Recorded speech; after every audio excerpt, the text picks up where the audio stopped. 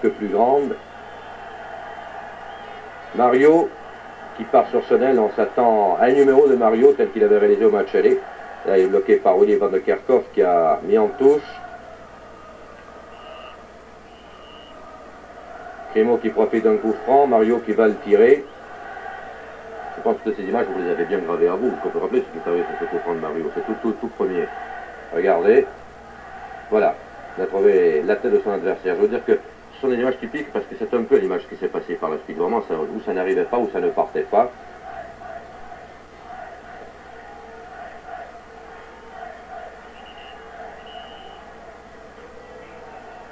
Voilà, une balle perdue en définitive pour Bastia. Et sur cette aile gauche, il y a eu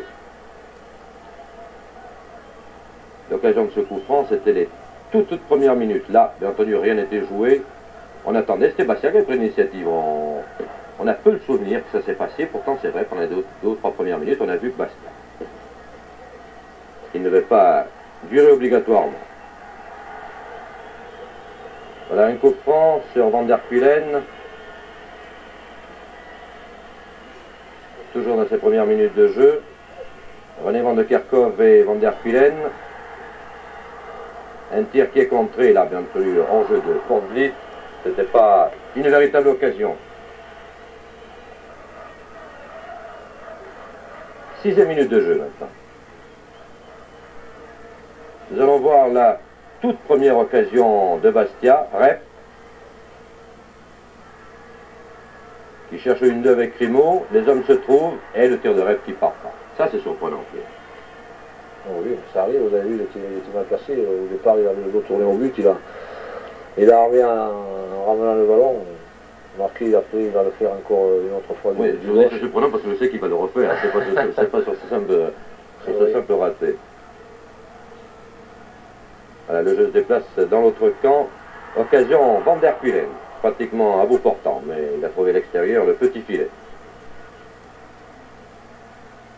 Elle était belle cette occasion de Van der Ven, les premières minutes. Et comme vous dites, c'est la précision de la passe.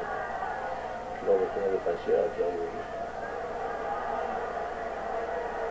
Larios, la Cuesta.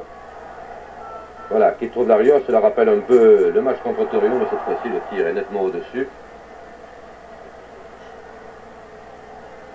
C'était la 10e minute, ça. Jusque-là, le match était relativement équilibré, on ne sentait pas qu'il basculait d'un côté ou de l'autre. On ne peut pas dire que Bastia paraissait inférieur. Non, c'est vrai.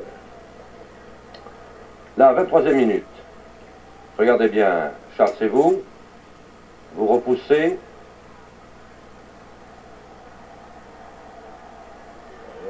Larios va repartir. Une passe qui n'arrive pas, récupérée par les Hollandais, par Willy van de Kerkhoff.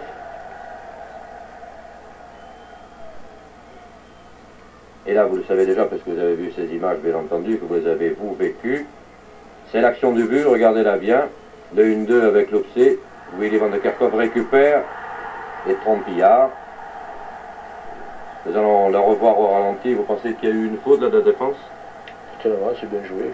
C'est passé. Ça va vite, je crois qu'il est difficile de trouver une faute là. Non, je ne pense pas qu'il y ait de faute de la part de qui que ce soit. Peut-être on a été. La défense était sur la même ligne, peut-être. Voilà, la remise en jeu, Caz. La Cuesta. Caz qui va sauver un beau ballon là. Petit pont, parvient à centrer. Mario rate complètement la reprise. Et Caz encore, mais cette fois-ci, il y avait un adversaire devant. Corner s'ensuit, tiré par Maillot. Nous avons effacé le premier corner, hein, qui était simplement une remise en corner de la part des Hollandais. Van Beveren, qui a eu moins de travail que prévu, il faut bien le dire. Là, vous avez essayé de relancer. Rep n'est pas parti.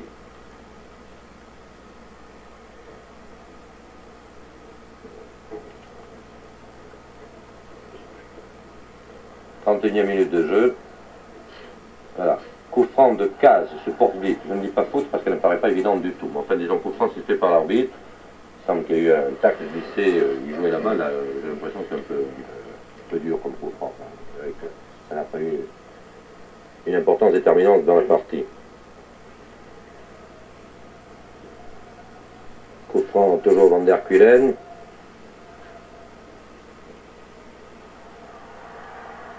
Et occasion pour but, il n'est pas hors jeu. Il n'était pas hors jeu. Il s'est blessé d'ailleurs sur Iard dans la rencontre entre les deux hommes. Plus de peur que de mal. Voilà, Caz essaie d'intercepter.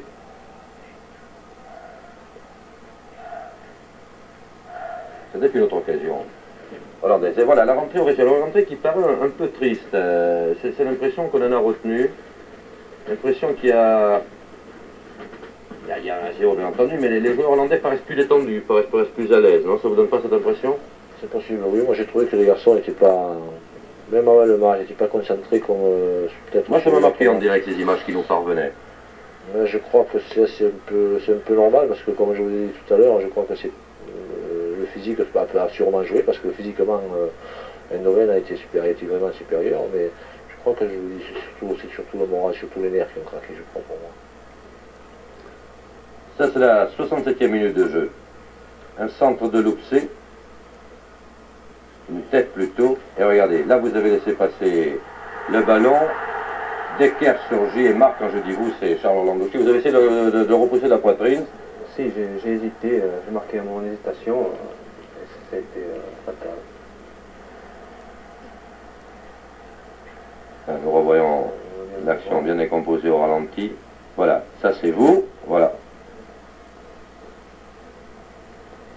Belle reprise, hein, de Decker.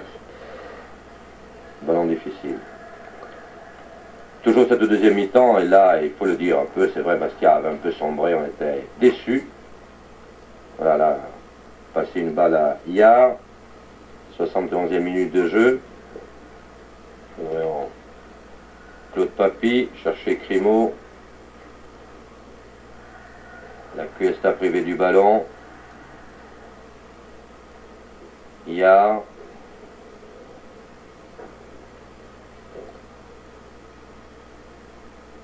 C'est peut-être encore jouable 2 à 0, mais on n'y croyait pas tellement, hein, Pierre. Non, je crois parce que je sais pas si on a une fausse, parce que vous voyez là, sur l'écran, c'est un montage. On a, voilà. C'est quand même un montage. Hein. Je veux dire que c'est 10 minutes sur l'ensemble de la partie, alors, effectivement. Ça ressemble. Parce que... Et voilà, Van der Kuylen, regardez, le poteau, il peut récupérer, il marque là, bien entendu. Alors ça, c'est la fin. C'est la fin des espoirs, vraiment. Jules Philippi sourit. Je pense que ce n'était pas le cas le soir d'ailleurs, c'était le cas de personne, mais effectivement, celui de Van der Kuylen marquait vraiment la mauvaise performance, si j'ai oublié de le dire, de Bastia, parce qu'un score plus étriqué aurait pu encore laisser un doute. Là, il y a cette balle qui revient, la Cuesta n'a pas pu la contrôler. C'est vous d'ailleurs qui vous opposez, hein, Charles, mais moi, difficile. Et puis là, il y avait eu entre-temps la rentrée de De Zerbi. J'ai tenu à voir 2 actions de De Zerbi parce qu'elles me paraissent significatives.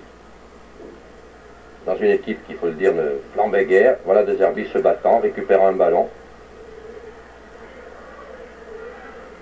Et parvenant à centrer une bonne balle qui n'a pas été utilisée. C'est un peu ce qu'on appelle le joker, marqué à 2 à 0 dans une confrontation pareille. Il ne fallait pas trop nourrir d'espoir et trop compter malgré tout sur sa présence, mais combien il a fait plaisir, en tout cas aux supporters corses qui étaient là-bas. On retrouvait un peu de mordant. Et le voici de nouveau, De Zerbi. Obtenant la touche, il va jouer Larios. La Curie verse, lui, est content du résultat et pour cause. Et voici De Zerbi, et tirant. Un tir qui n'est pas passé loin de la cage, il y en a eu tellement peu que nous en contentions. Nous revoyons le tir du petit ailier Bastier, du pied droit. Dans le Véren, il y a eu une petite hésitation. Et bien entendu, l'image qui peut être le plus mal, celle de ces joueurs d'Eindhoven et de Van der Kuylen revêtus du maillot de Bastia et montrant la coupe devant le président Nathalie. C'est un peu un comble d'ironie qu'ils aient revêtu le maillot de Bastia pour brandir cette coupe. Enfin, cela se ferait, on échange souvent les maillots.